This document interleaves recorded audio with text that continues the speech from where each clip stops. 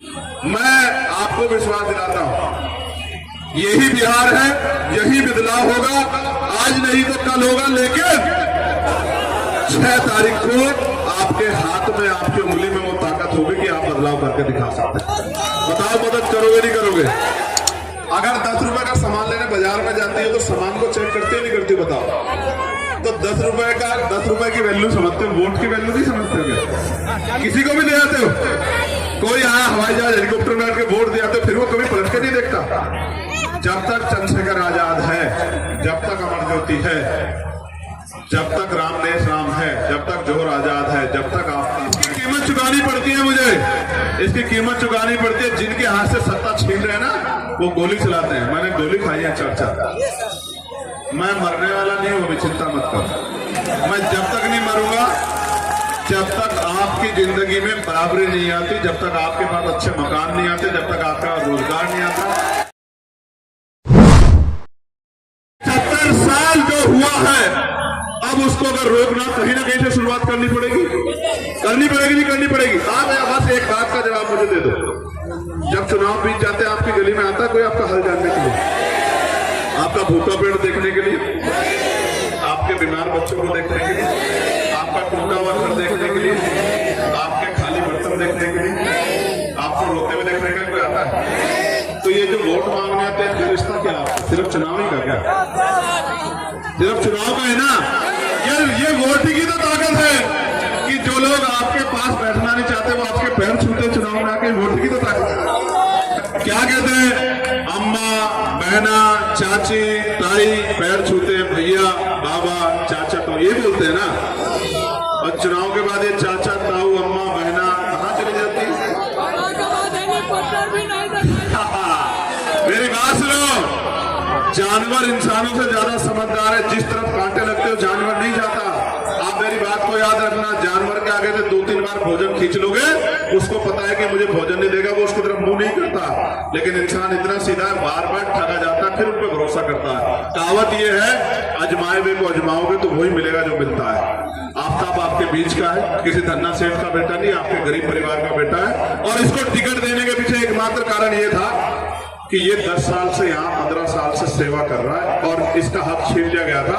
हम बाबा साहब को मानने वाले लोग हैं। अगर किसी का कोई हक छीनेगा तो हम उसके लिए जान लड़ा देंगे, उसकी ताकत बनाने के लिए काम करेंगे। मैं आफ्ताब से कुछ नहीं चाहता, मेरी बहुत सारी मंगल कामनाएं आपका एमएलए बने। बस मैं आफ्ताब से चाहता हूँ कि इतने एमएलए बने तो वो इन गरीबों के साथ कंधे से कंधा मिला के खड़े हो जो एमएलए बनाते हैं। मैं बस ये चाहता हूँ आफ्ताब से। और मैं आफ्ताब भाई को भरोसा दिलाता हूं कि गरीब लोग जिसके साथ खड़े होते उसका हाथ नहीं छोड़ो। मैं अर्धसैनिक बलों भाइयों का भी बहुत बहुत धन्यवाद करूंगा। वो लंबे समय से खड़े पुलिस के भाई भी, अर्धसैनिक बल। मैं इनको एक विश्वास और दिलाता हूं अर्धसैनिक बल भाइयों को, इस बार जब हाउस चलेगा तो इनको पुरानी पेंशन का लाभ मिले और इनको भी सेना की तरह शहीद का दर्जा मिले, सुविधाएं मिले। इस बार इसके लिए मैं जी तोड़ प्रयास करूंगा, पूरी ताकत। क्योंकि ये जनता की, हमारी सुरक्षा के लिए अपनी जान की बाजी लगाते हैं। इनके लिए लड़ना हमारी जिम्मेदारी है। अगर हम नहीं लड़ेंगे तो कौन लड़ेगा? नेता का काम ये थोड़ा है कि इनकी सुरक्षा करें, नेता का काम है इनकी तकलीफों को भी समझे। क्योंकि मैंने देखा है, अभी मेरा एक साथी जो बीएसएफ में था और जिस दिन वो शहीद होकर आया, उसके परिवार के लोग रो रहे थे कि इनको शहीद का दर्जा मिल जाए, लेकिन कोई पूछने वाला नहीं था क्योंकि पॉलिसी नहीं। मैं आपको विश्वास दिलाता हूं, यही बिहार है, यही बदलाव होगा। आज नहीं तो कल होगा, लेकिन 6 तारीख को आपके हाथ में, आपकी उंगली में वो ताकत होगी कि आप बदलाव करके दिखा सकते हैं। बताओ, मदद करोगे नहीं करोगे? एक चीज हमारी जान लो, चुनाव आफ्ताब नहीं लड़ रहा है, हम लड़ रहे हैं चुनाव। कौन लड़ रहे हैं? हम। आप लड़ रहे हैं, मैं लड़ रहा हूं। क्यों लड़ रहे हैं? क्योंकि हमें गरीबी, बेबसी, लाचारी की जिंदगी से निकलना है। हमें इसी हाल में नहीं रहना। मैं जानता नहीं कि मेरी मां किस तरह का जीवन व्यतीत करती है। कितनी ऐसी है जिन्होंने हवाई जहाज में बैठ के देखा है? हवाई जहाज देखने तो आती हो ना? चाहो जरा हाथ उठा के दिखा दो।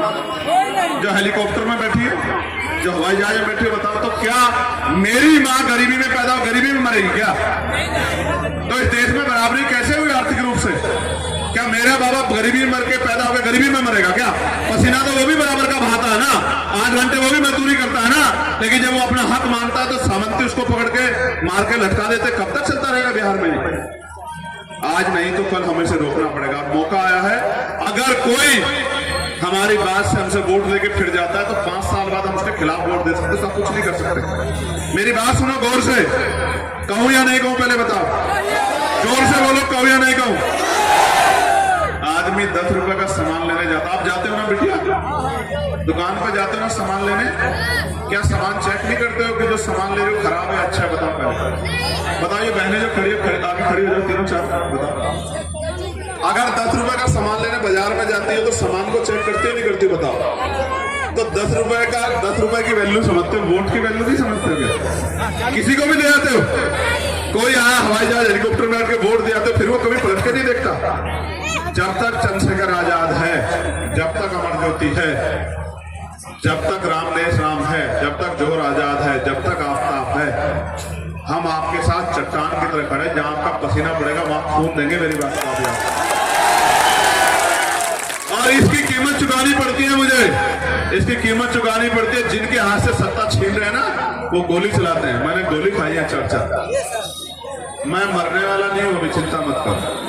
मैं जब तक नहीं मरूंगा, जब तक आपकी जिंदगी में बराबरी नहीं आती, जब तक आपके पास अच्छे मकान नहीं आते, जब तक आपका रोजगार नहीं आता, जब तक आपको सुख सुविधा नहीं मिलती है। कोई ये लकड़ी का पुल नेता अपने लिए क्यों नहीं बनाते भाई? अगर लकड़ी का पुल बहुत अच्छा तो अपने लिए क्यों नहीं बनाते? आप बताओ। अगर सरकारी अस्पताल में बहुत सुविधा है तो अपने बच्चों क्यों नहीं एडमिट कराते? सरकारी स्कूल में बहुत अच्छी पढ़ाई करा रहे हो तो अपने बच्चों की पढ़ाई क्यों नहीं कराते? नेता प्राइवेट में पढ़ाएंगे, नेता प्राइवेट में इलाज कराएंगे, नेता अपने अच्छी पुल और अच्छी सड़क बनाएंगे, और जो जनता के टैक्स है, बजट बनता है, वो धक्के खाएगी। कब तक चलेगा इस प्रदेश में? देखो मेरी बात सुनो, जब मैं सड़कों पे था ना तो मैं कहता था मुझे एक मौका तो बताओ। पार्लियामेंट में मुझसे ज्यादा बोलता है कोई? ईमानदार से हाथ रख के बताओ। बिहार वालों को जब जरूरत पड़ती है, बोध गया का मामला होता तो चंद्रशेखर बोलता है नहीं बोलता है? जब नौजवानों के रोजगार के लिए यहाँ आंदोलन चलता है, कहाँ? पटना में, तो सारे नौजवान कहते हैं कि चंद्रशेखर भाई आ जाओ। तो चंद्रशेखर तो आ गया है। अब आप एक बार चंद्रशेखर की मदद कर दो, फिर देखो हर घर में चंद्रशेखर तैयार हो जाएगा। हो जाएगा नहीं हो जाएगा? तो निशान पता है नहीं पता? पहले बताओ, जोर से बताओ क्या निशान? मैं एक बार कंफ्यूजन दूर कर देता हूँ आप लोगों को, सुनो। हाँ, हमारा जो पिछला निशान था वो हमसे छीन लिया इन लोगों ने। इनको लगा निशान छीन लेंगे तो ये कमजोर पड़ जाएंगे। इनको ये नहीं पता कि हम मजदूर किसान परिवार के लोग हैं। निशान छीन लो, हम दिल में जगह बनाए हुए हैं, हम इतनी जल्दी जाने वाले नहीं थे। और निशान क्या है यहाँ पता है आपको? जोर से बताओ। एसी छाप। सुनो, अभी किस किस के घर में एसी? जरा हाथ उठाना। नहीं है ना? तो जब एसी छाप का बटन दबेगा तो गरीबों के घरों में भी ठंडी ठंडी हवा आएगी। मेरी बात को याद है? लानी है नहीं लानी हवा? पहले बताओ, लानी है नहीं लानी है? इस जनजाति को रोकना नहीं रोकना है? यार मैं दिल्ली में रहता हूँ, मेरी बात सुनो। 20,000 रुपए को वहां काम करने जाते हो ना, 5,000 रुपए का कमरा लेते हो ना, 5,000 रुपए का कमरा, और 6-7 हजार रुपए में खर्चे में चले जाते हैं, खाना और सब चीजें, और सामान खरीदते 2-3 हजार रुपए बाहर निकल जाते हैं। और महीने में हाथ में क्या आता है? 4-5 हजार रुपए ना, और गाली भी खाते हो ना। तो ये नेता, इनके बच्चे विदेश में पढ़ते हैं, यही आनंद लेते हैं, इनमें बड़ी बड़ी संपत्तियां, गरीबों के साथ कोई ये काम नहीं। क्यों? क्योंकि गरीबों का नेता नहीं है। जिसका नेता नहीं होगा उसकी कोई सुनवाई नहीं होगी। मैं आपके साथ खड़ा हूं, लेकिन आपके पास मौका है, इस आदमी को इस बार ताकतवर बना दो। बताओ बनाओगे नहीं बनाओगे? अब आखिरी बात सुनो, अगर आप चाहते हो कि ये आपके लिए खड़ा रहे तो इस आपको भी अगले 4 दिन खड़ा होना पड़ेगा। खड़े हो जाओगे नहीं हो जाओगे? तो ये मत सोचो मेरी गली में नहीं आया आफ्ताब, मुझसे नहीं कहा, मेरे परिवार से नहीं कहा, अब खुद आफ्ताब बनके, चंद्रशेखर बनके अपने घर के दिशा निकले। 8 घंटे मजदूरी करते हैं ना अपना पेट पालने के लिए, तो मान स्वाभिमान और अपनी ताकत के लिए 2 घंटे काम कर सकते नहीं कर सकते? तो भाई फिर अपने कहो कि हमने सबको मौका दिया है, किसी ने हमारी चिंता नहीं की, एक मौका हमें भाई आपको इसी छाप पे देना है। करोगे नहीं करोगे काम? बताओ, जोर से बताओ। कुछ खाने को नहीं मिला ना बहुत देर से, लंबे समय से बैठे हैं ना, भूख लग रही है। देखो बाबा साहब ये कहते थे कि आदमी भूखा रह सकता लेकिन अपमानित होकर नहीं रह सकता। अगर हम यहाँ अधिकार प्राप्त नहीं कर रहे तो अपमान का जीवन ही जी रहे ना, जी रहे नहीं जी रहे। तो ये नौजवान जो मुझसे कहते हैं भैया मूछे ऊपर कर दो, तो जब तक आपके घर में खुशहाली नहीं आएगी मेरे मूछे ऊपर करने से कौन सा प्रभाव होगा? मेरी मूछे कब ऊपर होगी आपको पता है ना?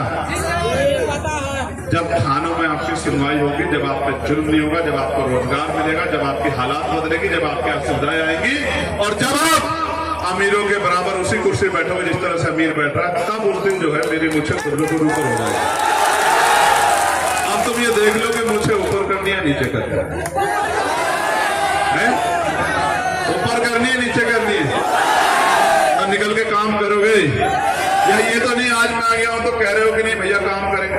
सुनो एक बात आप जान लो, जिस तरह से इसी देश में सीजीआई बनने के बाद भी जूता खाना पड़ता है, पड़ता है नहीं पड़ता है? एडीजीपी लेवल का अधिकारी होने के बाद भी न्याय नहीं मिलता, सुसाइड करना पड़ता है। समझ रहे हो? समझ रहे हो? सब कुछ आपके हाथ में, कौन लड़ रहा है और कौन तमाशा देख रहा है, कुछ छिपावा नहीं। जब सीजीआई पे जूता चलता है तो कौन लड़ता है? जब सीजीआई पे जूता चलता है तो कौन सवाल खड़ा करता है? जब एडीजीपी जब सुसाइड कर ले तो हरियाणा चंडीगढ़ जाकर उसके आवाज को कौन उठाता है? जब किसी गरीब पे जुल्म होता है, किसी हमारी बच्ची पे, बहन पे, माँ का अपमान किया जाता है, जब किसी जमीन छिन जाती है, कौन खड़ा होता है?